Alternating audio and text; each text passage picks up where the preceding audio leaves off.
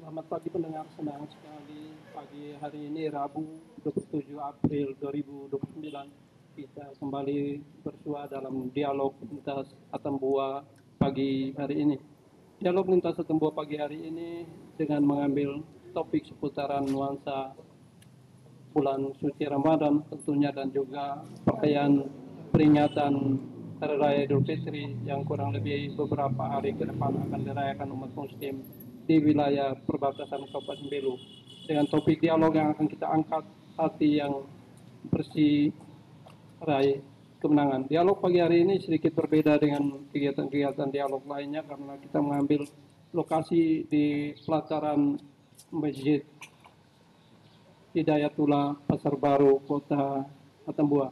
Senang sekali kita sudah bersua kembali di pagi hari ini menjelang Amin 5 Lebaran tentunya. Kita sapa dulu kedua narasumber yang hadir dalam dialog lintas Atambua pagi hari ini. Bapak Hasanuddin selaku Kepala Seksi Pendidikan dan Bimbingan Bimas Islam Kantor Kementerian Agama Kabupaten Belu, Bapak Hasanuddin. Sapa dulu pendengar Bapak. Assalamualaikum warahmatullahi wabarakatuh. Dan juga Bapak Abdullah Belajam tentunya selaku Ketua PHBI Panitia Hari Besar Islam Kabupaten Belu, Bapak Haji Abdullah Belajam. Selamat pagi Bapak. Selamat pagi, Assalamualaikum warahmatullahi wabarakatuh. Baik, dialog pagi hari ini sebenarnya kita juga menghadirkan salah satu narasumber Bapak Kaliman Lamarobak selaku Ketua MUI Kabupaten Belu karena berhalangan hadir. Sehingga dialog hari ini yang bisa menyapa pendengar ataupun memberikan informasi terkait hal-hal yang berkaitan dengan kegiatan bulan suci Ramadan dan juga menyambut hari raya Lebaran yang tinggal menanti 5 hari ke depan yang akan dilakukan. Baik, kita langsung saja dengan dialog pagi hari ini.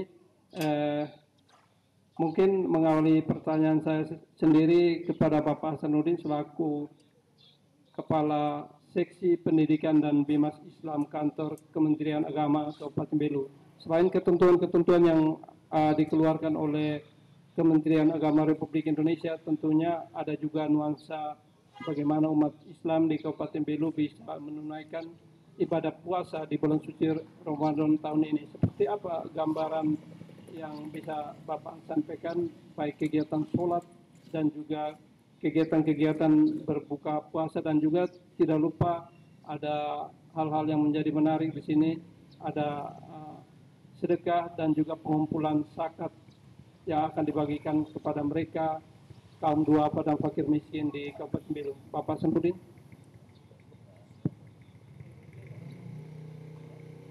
Terima kasih para pendengar RRI Atambua yang saya hormati, para pemirsa di YouTube dan FB RRI yang saya hormati. Assalamualaikum warahmatullahi wabarakatuh.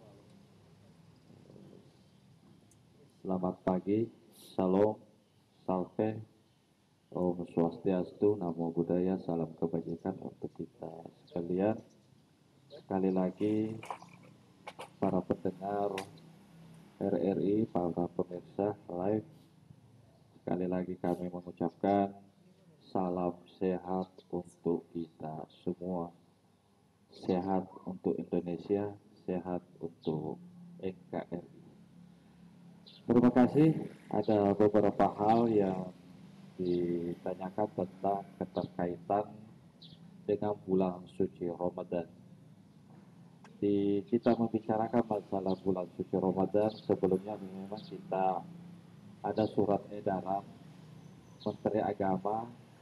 Yang pertama itu nomor 6, surat edaran nomor 6 2022 tentang mengatur semua peribadatan, bukan saja umat Islam tapi semua agama dalam keterkaitannya, karena kita sebelum Ramadan ada pasca,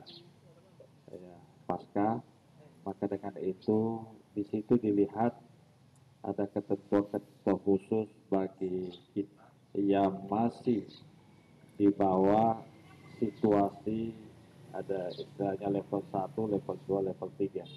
Sedangkan sedangkan pemerintah Kabupaten Belu masih menetapkan Kabupaten Belu itu dalam level 3.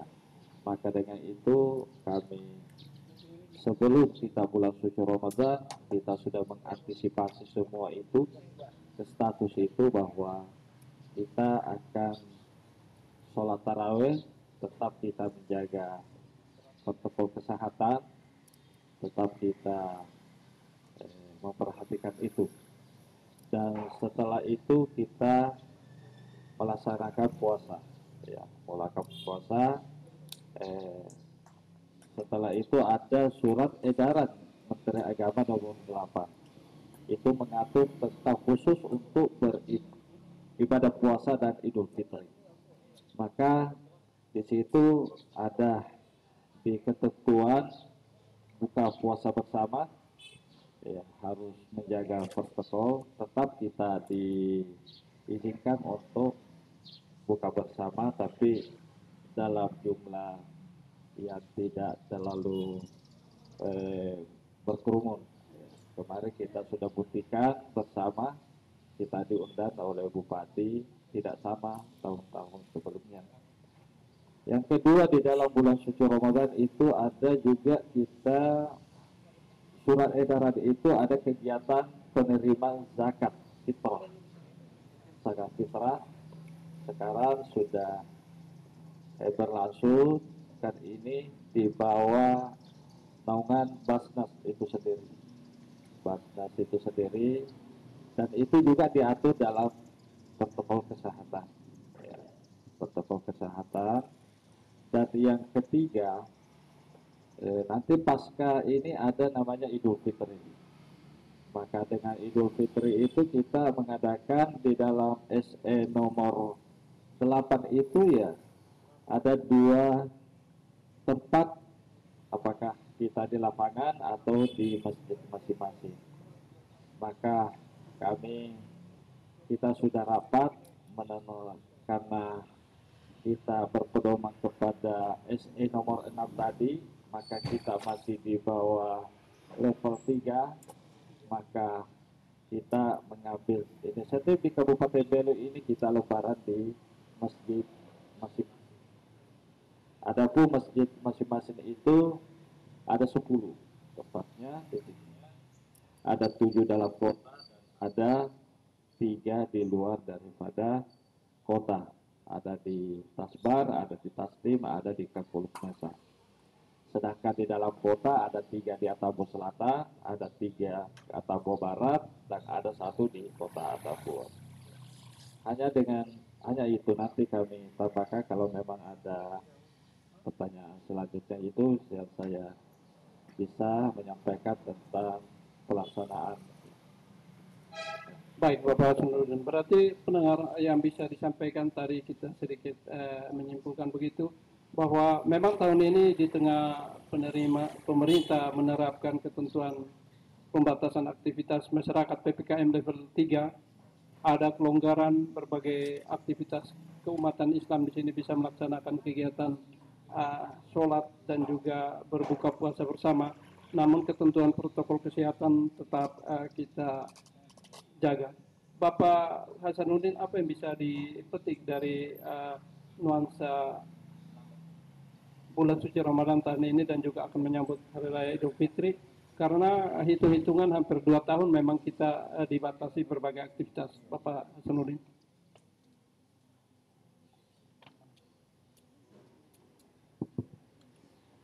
Jadi terima kasih yang kita impikan, kita lebaran bersama selama 2 tahun ini, kita bisa haus walaupun itu terbatas. Maka yang kita bisa petik ini adalah merujuk daripada ketenangan hati. Maka itu mari kita menata hati dan berakhlakul karimah dan mengawal NKRI umat Islam sebagai rahmatan lil alamin. Ya, itu makna yang terdalam Artinya bahwa menata hati itu di dalam bulan suci Ramadan ini ada beberapa latihan-latihan atau istilah kita di dalam umat Islam ada namanya madrasah, ada sekolah. Ya, sekolah pertama itu ada namanya al-madrasatul ruhiyah.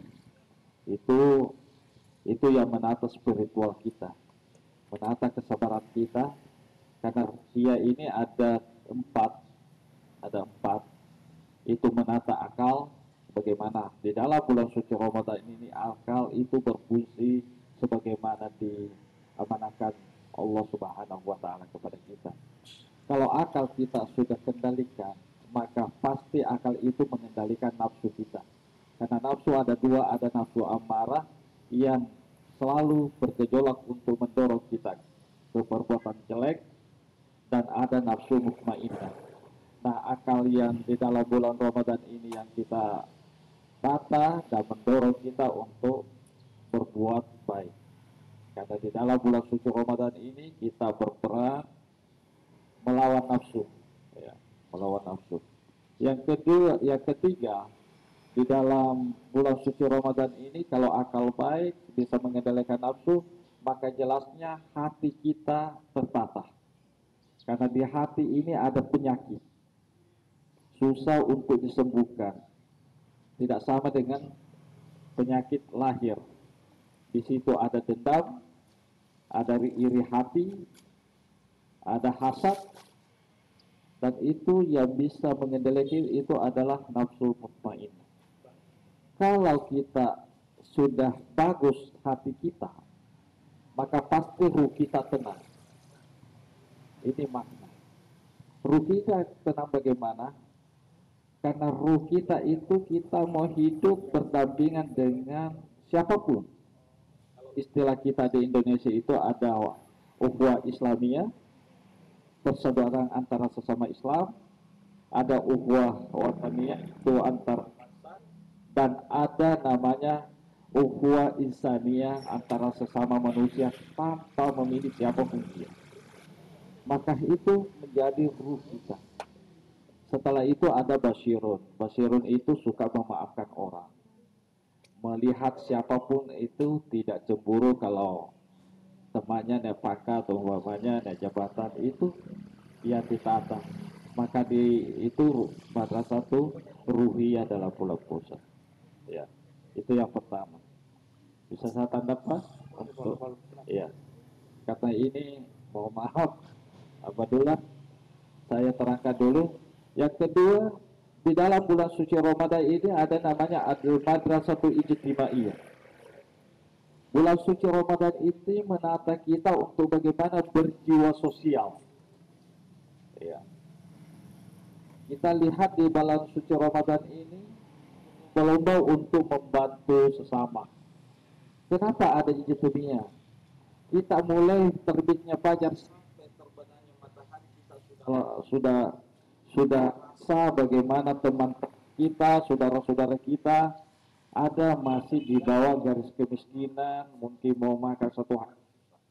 Maka di situ timbul untuk pelatihan bagaimana ini berjiwa sosial kepada peduli. Baik, baik. Ya. Baik pendengar, mungkin inilah pesan amal ibadah umat Islam yang sementara menjalani bulan suci puasa di bulan suci Ramadan dan akan menyambut hari yang fitrah, hari kemenangan di Lebaran tahun ini. Tentunya masih menjadi menarik karena selain amal ibadah juga menjadi menarik di wilayah Kabupaten Belu. Ada juga para ibu-ibu yang juga membagikan takjil. Juga hal ini tentunya bisa dinikmati mereka para musafir yang ada di Atambua bisa menikmati juga, dan juga menjadi menarik Pak Hasanuddin. Ada juga umat Islam di Kabupaten Belu yang berkeinginan sekali bisa lebaran di kampung halaman, namun memang tidak bisa kembali karena persoalan ekonomi. Mungkin kita tahan dulu, kita ikuti pesan berikut. Pendengar masih dari pelataran Masjid Agung Hidayatullah Pasar Baru Kota Atambua. Dialog pagi hari ini kita mengangkat topik hati yang bersih, raih kemenangan. Bapak Abdullah Blajam, selaku Ketua PHBI Kabupaten Belu.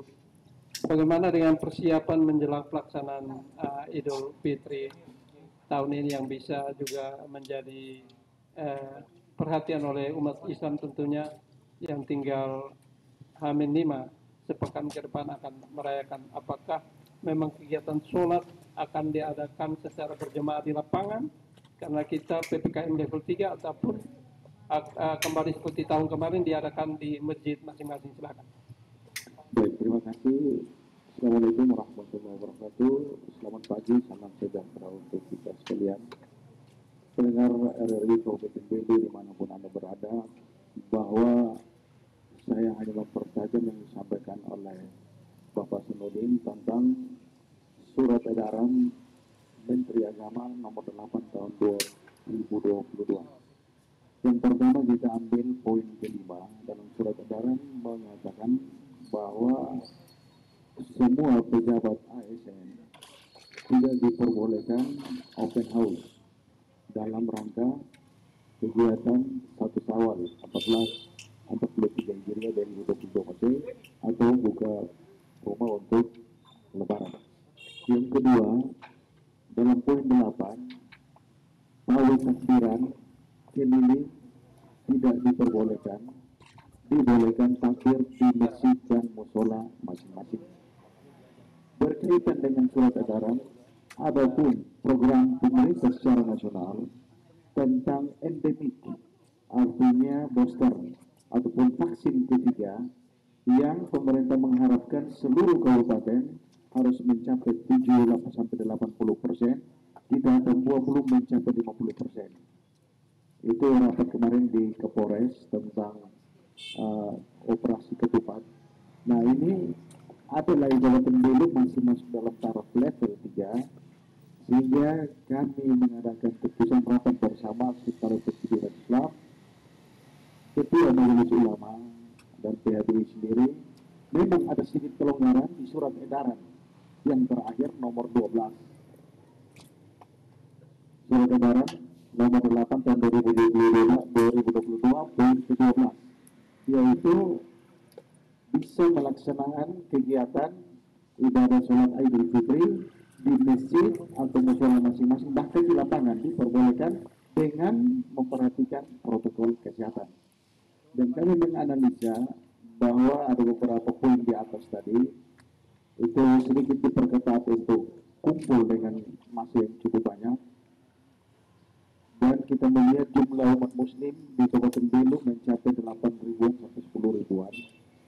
Itu bagaimana kita harus memperhatikan prokes kesehatan itu dengan menyiapkan berapa banyak cuci tangan, bahkan suhu dan lain-lain. Nah, untuk itu tahun ini insya Allah kita tetap melaksanakan kegiatan ibadah sholat Idul Fitri di masjid masing-masing. Difokus tetap di masjid Al-Mujahidin dan Hidayatullah. Namun insya Allah setelah endemik mungkin pada saat Idul Adha bisa kita melaksanakan kegiatan ibadah di lapangan umum atau buah. Mungkin ini yang dapat saya sampaikan.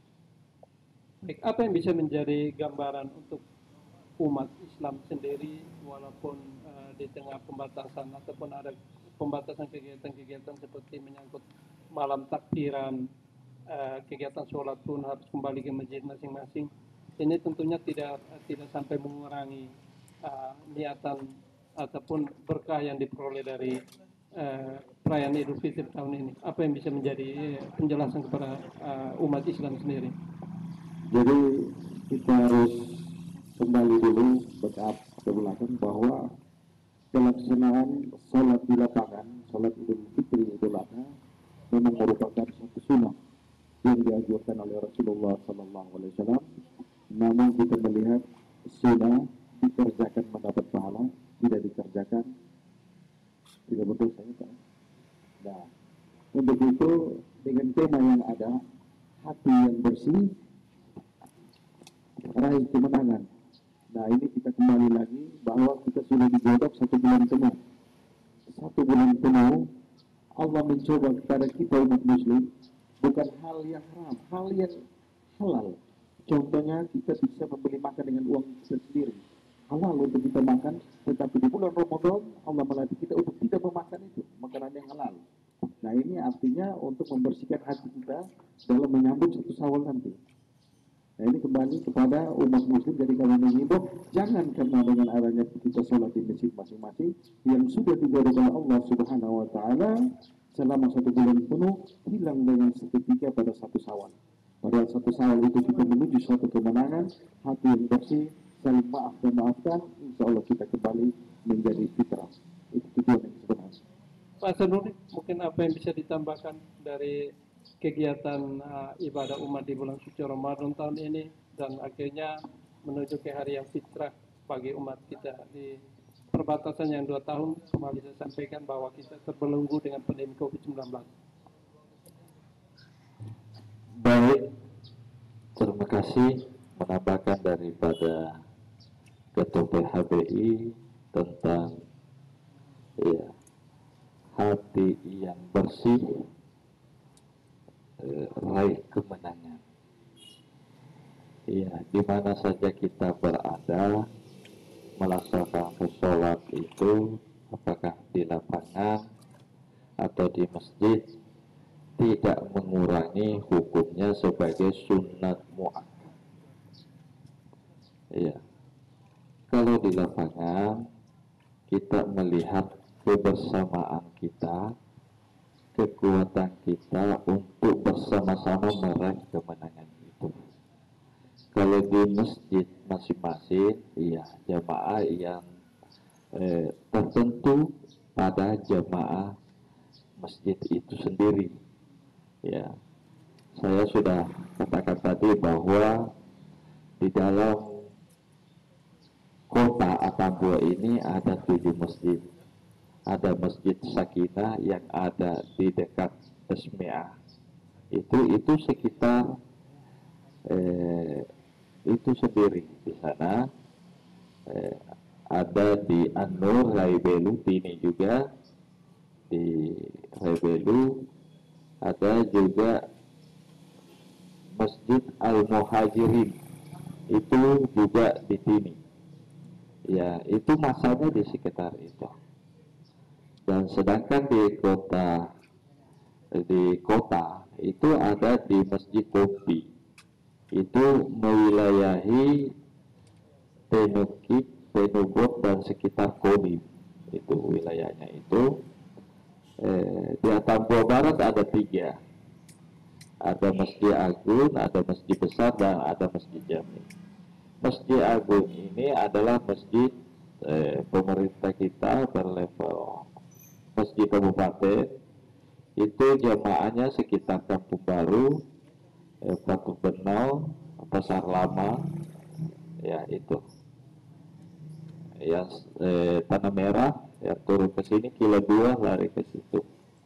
Sedangkan Masjid Hidayatullah ini masanya agak banyak. Ya biasa pelataran ini sampai lantai 3 dan semua kelas terpakai. Karena ini masjid pusat di kota. Ada dari Flora, belakang Flora ya, kalau kita di sini Flora. Ada biasa WK Timun itu, Bukit Emas itu lari ke sini, Seseko lari ke sini, ya sekitar Pasar Baru jelasnya di sini, Kampung Baru bagian sini, lari ke sini Kampung Jati, dan ada juga sebagian dari Teno atas ini, ya lari ke sini. Memang pusatnya. Sedangkan selanjutnya yang ada di Masjid Sakinah, ada di Atambua Barat juga, itu wilayahnya hanya sedikit saja, itu sekitar orang bilang di sini di bagian Seriti atau Kampung Alor. Hanya itu gambaran ini. Jadi makna daripada ini tidak mengurangi nilai ibadah kita. Hanya karena kita apa yang disampaikan tadi sesuai dengan ini, kita mau saling kasih, saling memaafkan, karena kita sudah fitrah, kita sudah fitrah ini sudah bersih kepada Allah, tapi tetap kita ada namanya halal bihalal. Ya. Nah, saling ini memaafkan. Ya. baik. Nah, ini yang mungkin menjadi pertanyaan kita dari kedua narasumber ini, bisa sedikit berbagi cerita lah di momen bulan suci Ramadan tahun ini. Ada juga mereka yang berbagi takjil begitu.